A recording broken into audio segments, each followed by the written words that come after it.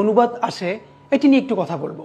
আমরা জানি বিসিএস রিটেনের ইংরেজিতে যে 200 নাম্বার আছে তার মধ্যে একটি বড় অংশ জুড়ে থাকে অনুবাদ, এবং এই অনুবাদটা করবার ক্ষেত্রে আমরা সবাই মোটামুটি যেটি করি যে খুবই ট্র্যাডিশনাল অনুবাদ করি এবং এখান থেকে আমাদের ভালো নাম্বার আমরা তুলতে পারি না। আজকে অনুবাদটা কিভাবে করতে হয় এবং এখানে কি কি ব্যাপার মনে রাখা খুব জরুরি এটি নিয়ে আমরা একটু আলাপ করতে পারি। যেমন আমরা সাধারণত যেটি করে থাকি ইংরেজি থেকে বাংলা বা বাংলা থেকে ইংরেজি করবার সময় যে আমরা খুবই আক্ষরিক অনুবাদ করি, কিন্তু আমরা জানি যে কোনো ভালো অনুবাদ মানেই হলো তার কনটেক্সচুয়াল মিনিং বুঝে করতে হয়, এক কথায় ভাবানুবাদ করতে হয়। তো আজকে খুবই কমন একটি সেন্টেন্স যেটি আমরা বিভিন্ন পরীক্ষায় বিভিন্ন ভাবে এসেছে। এই যে পিছনে একটি সেন্টেন্স আছে দেখতে পাচ্ছি, ওয়ান সালো does not make a summer. ছোটবেলা থেকে এটাকে আমরা পড়েছি যে এক মাঘে শীত যায় না, এরকম একটি বাক্য আমরা পড়েছি।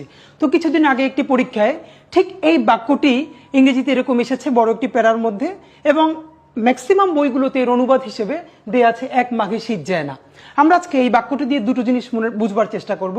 নাম্বার ওয়ান, যে কিভাবে অনুবাদ আক্ষরিক অনুবাদের বাইরে গিয়ে ভাবানুবাদ করতে হয় আমরা একটু বোঝার চেষ্টা করি। প্রথমত, এক মাঘে শীত যায় না কথাটা দিয়ে সাধারণত আমরা বাংলায় কি বুঝাই? আমরা বুঝাই যে আজ যে বিপদটা হচ্ছে, মানে এই বিপদটা চিরদিন থাকবে না, এই বিপদ আবার আসবে। আজকে আমার সমস্যা হচ্ছে, পরের দিন তোমারও হয়তো আসবে, এরকম কথা বুঝাতে আমরা কি বুঝাই? এক মাঘে শীত যায় না।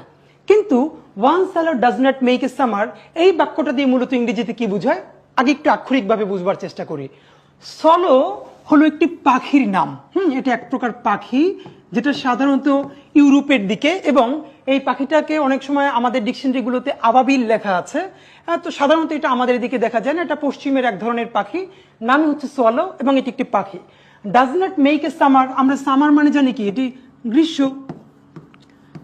এখানে যেটা বোঝাতে চেয়েছে ওয়ান সালো does not make a summer মানে হচ্ছে একটি সলো পাখি দেখলেই এই যে গ্রীষ্মকাল এসেছে এটি বলা যায় না। এর কথাটার স্পিরিটটা হলো যে আমরা সাধারণত জানি যে আমাদের এদিকে বসন্তকাল আছে, আর বসন্তের দূত হিসেবে আমরা কোকিলকে বলি। ঠিক পশ্চিমে সলো পাখিকে সামারের দূত মনে করা হয়।